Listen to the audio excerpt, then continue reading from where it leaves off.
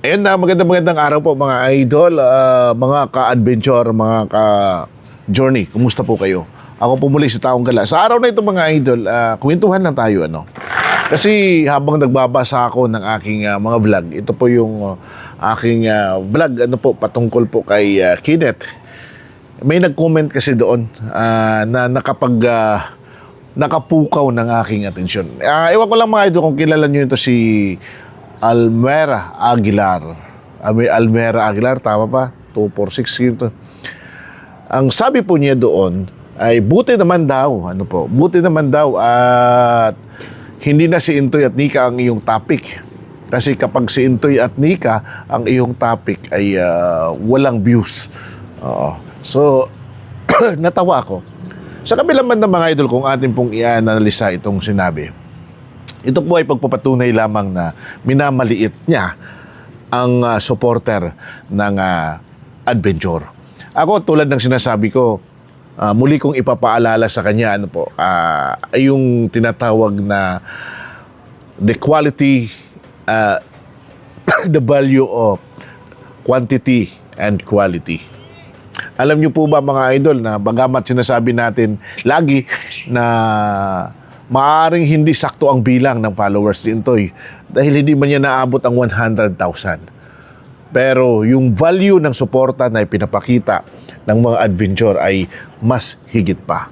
Una, kung atin pong titingnan, ay siksik-liglig na nag-uumapaw yung pong mga biyaya na natatanggap ng adventure. So, ito po ay patunay na ganito kasulido ang suporta na ipinapakita ng adventure. Now, pagdating naman sa reaction video ko, kapag sinika ang aking topic, sa totoo lang, ang daming views. Marami ang views. At nagtataka din ako, mga idol, kasi aside doon sa madaming views, ay mataas ang revenue. Bagamat hindi man ito na-achieve yung views ng mga previous reaction video natin, kasi minsan umaabot ng 2,000, 3,000 views, Pero, may revenue pong nakukuha na masasabi kong satisfied ako. Alam niyo po kung bakit? Dito po din natin makikita yung tinatawag na solid suporta. Yung solidong suporta ng mga ka-adventure. Yung hindi nila ini-skip ang ads.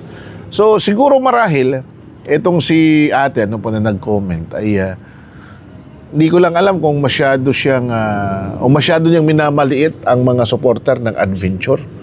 Masyado niyang minamaliit ito.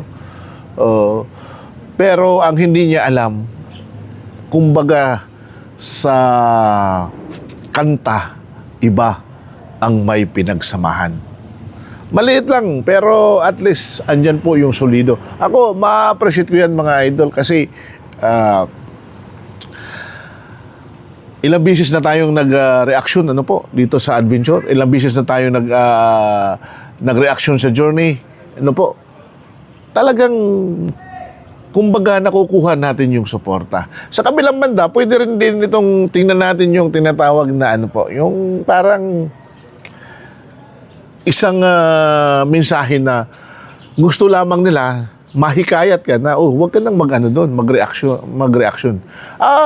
Para sa akin mga idol, napasingit ko lang naman yung reaction, doon po sa una, nung pong 40K, and then nasabayan ko kay Kenneth kasi sumagot po siya. Pero mga idol, kung atin pong titingnan, hindi talaga maisasantabi na at least hindi natin mabigyan ng reaksyon ang channel ni Intoy at Nika dahil katulad ko nga, ako po ay masaya sa nangyayari sa kanila dahil ako po ay waray-waray. Hindi lang po nila siguro makita kung paano sumuporta ang isang waray-waray. Ang mga waray-waray ay nagtutulungan.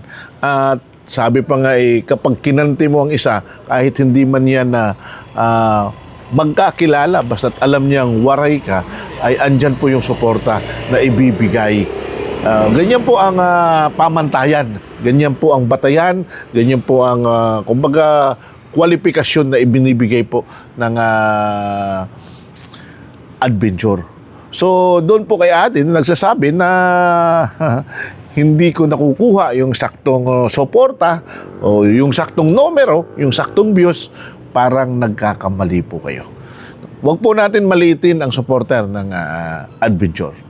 Huwag po natin maliitin dahil sila po ay mayroong kumbaga solidong suporta. Alam nila na kapag ang isang tao ay sumusuporta kila Intoy at Nika, andyan din po ang suporta nila. Natatawa lang ako mga idol, natatawa lang ako kasi sabi pa nga parang binubuyo ka na, oy, ito na.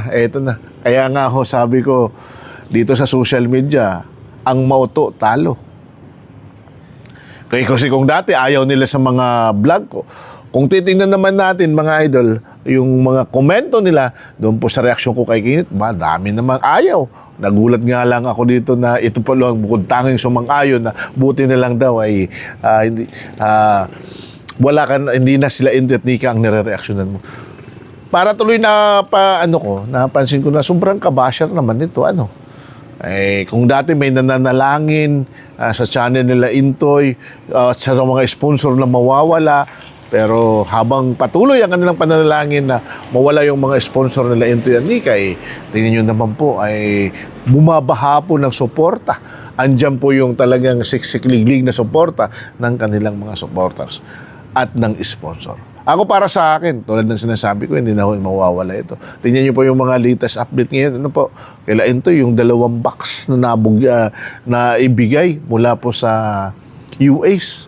Maisingit ko lang po itong reaction na ito, kung dati nga ho, mga idol ay wala silang control sa mga box dahil kumbaga kung magkano o ilan lang ang iaabot sa kanila, alala niyo yun, yung dating buhay nila, ilan lang iaabot sa kanila kapag nag-unboxing. Pero ngayon, andyan na sila mismo ang kontrolado, sila mismo yung talagang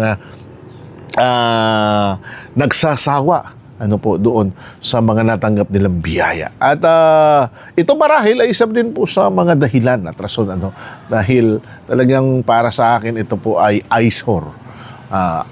Isa po siyang kumbaga masakit sa mata tingnan. Lalong-lalo na kung ang puso't damdamin mo ay hindi ka sang-ayon na sa ngayon ang Adventure, na sa ngayon ang channel ni Intoy at Nika ay establisado na. Ibig sabihin, wala man sa numero, pero established na po yan. At patuloy na yan, aangat. Tuloy-tuloy na po ang pag-angat yan. Bakit? Isa po sekreto ng mag-asawang ito ay ang una, pagiging totoo sa kanilang followers. Pagmamahal sa kanilang followers. At pangatlo, hindi mo sila kakitaan na may pagyayabang. Si Intoy, napaka-humble lang ni Intoy, Napaka-simple lang, pero napaka-humble. Lalong-lalo na rin si Nika, napaka-humble lang. So, doon lang po sa nagsasabi, ano ba yan? Aguilar yung apelyido. Na hindi mo na nare-reaksyonan sila ni buti naman at hindi ka nagkaka-abuse. Para sa akin, alam mo, ang pinaka-importante sa bagay ay hindi rin yung number of views, bagamat kailangan yan sa revenue. Pero una, yung pagtanggap sa iyo ng tao.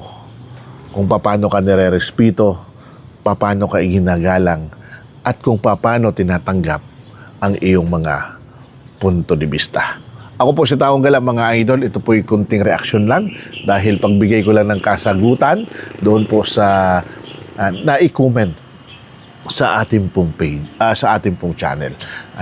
So, harinawa mga idol na magpatuloy pa, magpatuloy pang lumago ang channel na ito at sa mga ka-adventure ay pagsumikapan pa natin na laging mainit na suporta ang ibigay natin sa adventure. Kasi kahit nakikita naman na napakainit na ng suporta na ibinibigay ay andyan pa rin yung kumbaga hindi katanggap-tanggap para sa kanila. Kumbaga wala yan, pa rin yan, di ba? So hindi mawawala yung mga pambabas pa rin para kila Intoy at Nika. At ganoon din para sa akin. So ako naman, masasabi ko sa inyo mga idol at mga ka-adventure at doon po sa mga sa mga ating pong mga basher, huwag po kayong mag-alala.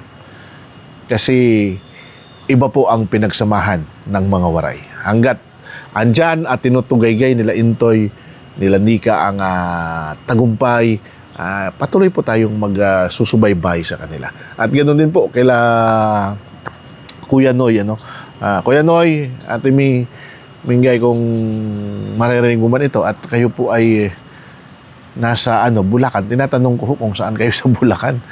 Baka ho naman makapasyal ako kung Bulacan man lang, di magkakapit bahay pala tayo rito, mapasyalan ko kayo. Ayan. So, yan po muna mga idol. Maraming salamat po sa inyong walang sawang pagsuporta sa isang taong gala. Oo. Pag hindi po ito magka-views, tatawanan po tayo. Sasabihin niya, kita nyo, walang views pa rin. Ay, nako. Grabe. May kasabihan, bago po tayo matapos mga idol. Bago mo muna pawiin, pahirin, tanggalin ang puwing ng iba. Pahirin mo muna ang sarili mong puwing. Ako po si Taong Gala mga idol. God bless us all. Mapagpalang araw sa ating lahat.